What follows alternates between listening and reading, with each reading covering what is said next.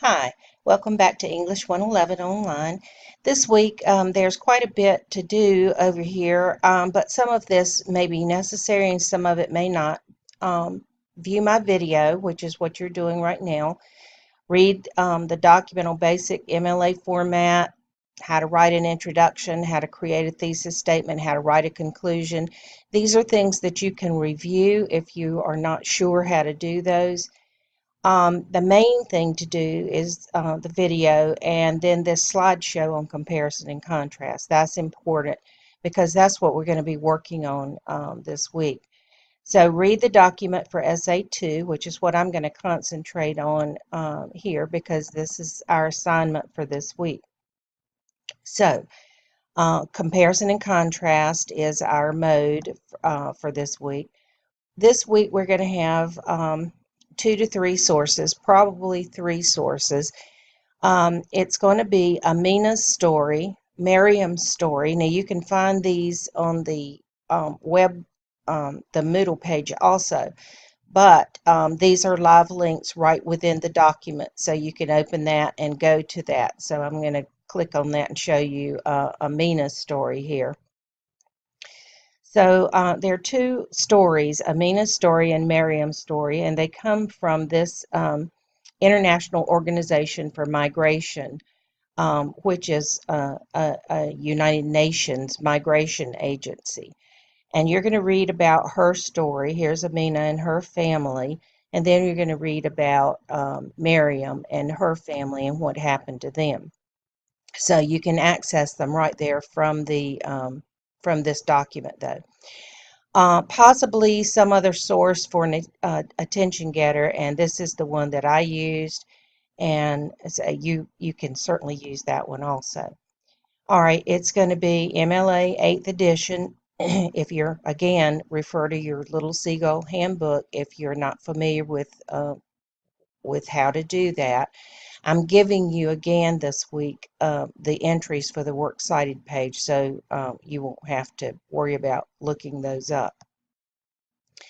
Okay, the objective then is to compare and or contrast Amina's story and Miriam's story. So last week you read The Stories That Bind Us and wrote about what makes a family effective, resilient, and happy. This week you'll read about how 2 families that have quite different stories from the Gary Soto story and Looking for Work that you read, and from Most American Stories. As you read both of their stories, consider how they are alike, their similarities or comparison, and how they are different or how they contrast. You will explain both similarities and differences in this essay. So for the pre-writing for this essay, you'll read both Amina's story. As I said, it's the access to it is above in this document, and Miriam's story, same thing. You can access it here. You can also access those from the Moodle page.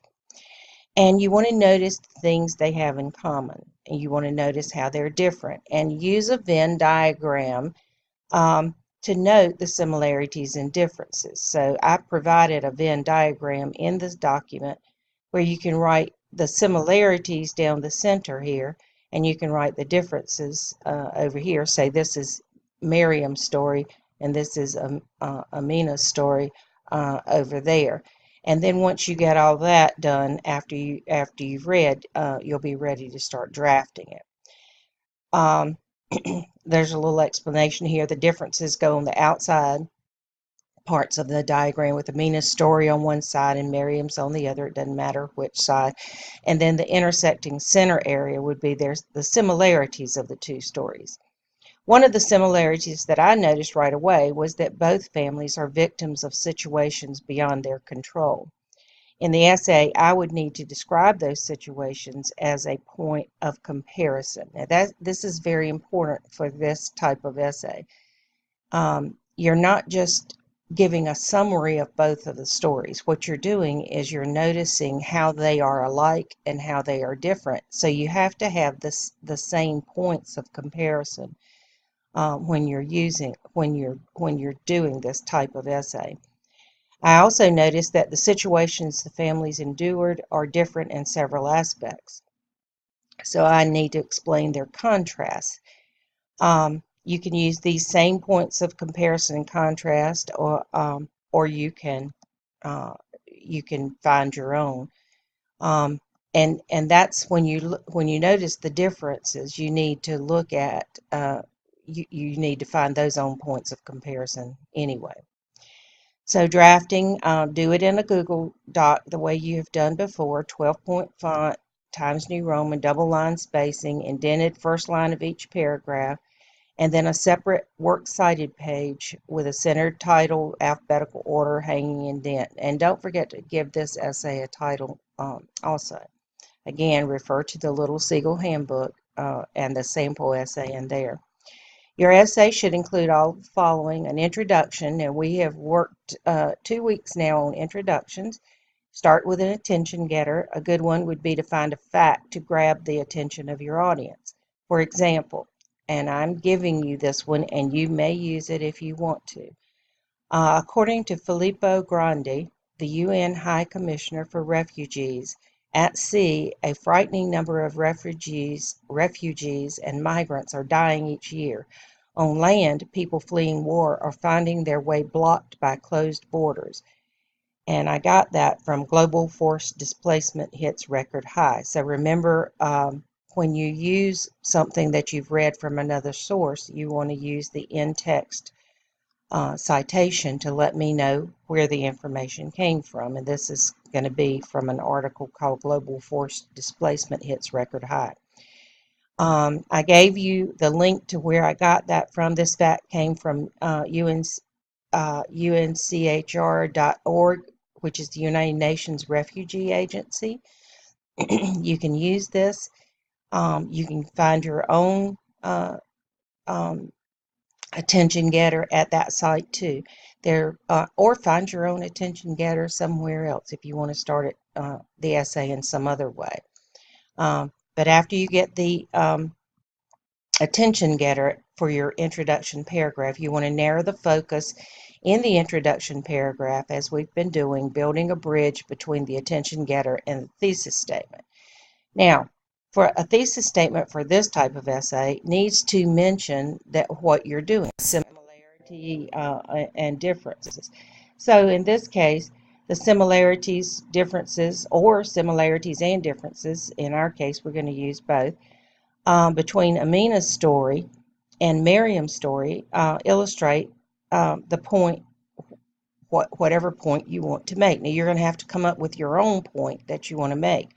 But you'll know after you read the stories and find out how they're alike and how they're different, you'll be able to come up with a point that you want to make about this comparison and contrast. Because we're not just comparing and contrasting just for the heck of it. We're doing it because there's some point that you want to make about it. What did you come to realize after looking at both of their stories? The body paragraph, this type of essay can be arranged in two ways: subject by subject, where you talk about Miriam's story all you want to, and then you go back and talk about Amina's story.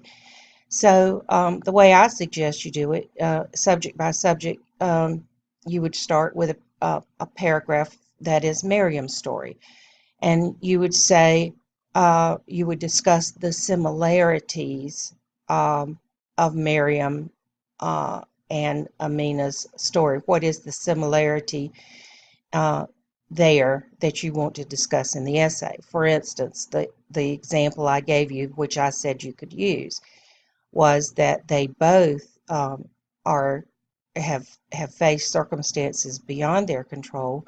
They cannot help what has happened to them, and they are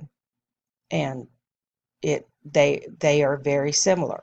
So in this paragraph, I would discuss the similarity, and you could even have a separate body paragraph for each one of these. So you could discuss Miriam's similarity situation, and then go to a separate paragraph and start talking about one difference in their stories is this, and then for your point 3 or your you could talk about, and you could make that a separate paragraph, the difference.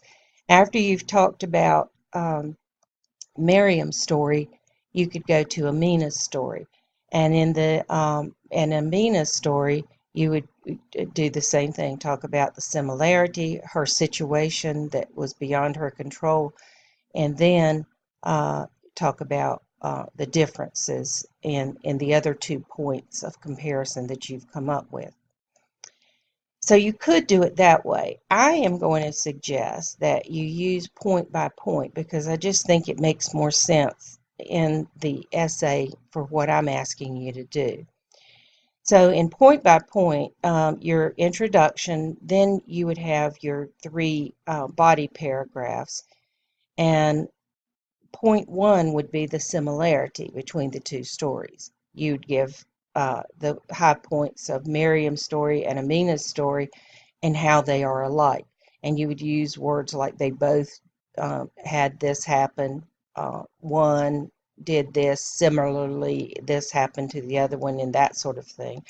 And then in paragraph 2, you could talk about their difference, whatever difference you want to talk about for Miriam and Amina. So covering the same point of comparison here, but just showing how they're different. In Miriam's story, this is what happened here. However, in Amina's story, or in contrast in Amina's story, so you'd use those transitions that have to do with differences or contrasts, and then have a separate paragraph about another difference between the two that you're going to describe. So I think that makes more sense. And if I were you, I would do this kind of arrangement or organization for your essay. And then, of course, after that, after your introduction and your body paragraphs, you would have a conclusion. Start with a restatement of your thesis, not word for word, but something to bring your readers' attention back to the point of your essay. Remind your readers of the similarities and contrasts that are important to their understanding of the point that you want to make, and gradually broaden the sentences out to end with an interesting concluding point. For instance, you might say this: one might hope that peace can prevail in the world so that fewer families have to be displaced. But in the meantime, organizations like the International Organization for Migration are these families' sole hope for some kind of rescue. And feel free to use that if you want to. I'm giving you permission to use mine, or if you want to use something different, you certainly may use something different. These are the, I told you I was giving you the works cited entries for the works cited page, and these are it. Of course, it would need to be double line space, but I've already put it in hanging indent, and I've put it in alphabetical order, and I've put it just the way it needs to be done, so you can copy and paste this into your MLA works cited page. And you can, of course, you would need to put that in double line spacing, the same as the rest of the essay. After you get your essay done, you want to revise. There's a link at the very top where there's a lot of information about how to submit a Turnitin assignment, and where the course syllabus and all of that is, the course calendar. There is a link for Smart Thinking. Smart Thinking is something that the college provides for you to use, and you would need to submit using that link that is on the Smart Thinking feedback. I'll show it to you on the Moodle page in just a moment. So here you would have you would get peer feedback if you want to. Your final version is due by before midnight on June the 17th. Let me take you back to the Moodle page real quick and show you what I'm talking about. If you go all the way to the first tab, this is where you can find the Smart Thinking. Open that tab and scroll down until you see this one that has the little falling star on it, Smart Thinking Tutoring. If you use that link to submit your essay, allow about 48 hours for them to get back to you. So this is not something you're going to be able to do Sunday night and get feedback on it. And it's not required, but if you want to get some feedback, it's a very good service that we provide. If you use this link to get to the Smart Thinking, it doesn't cost you anything. I think the directions are very easy for you to follow if you if you want to use this. Again, you don't have to. So submit your link and your essay here on the SA2 comparison and contrast Turnitin link before midnight on June the 17th. If you have any questions, contact me and I'll be glad to help you. But I think if you read the document carefully and follow the instructions, you should be in good shape. Oh, and here are the Miriam story and Amina's story right here where you could access them on the middle page too. So have a great week. Have fun with this essay, and I will talk to you soon.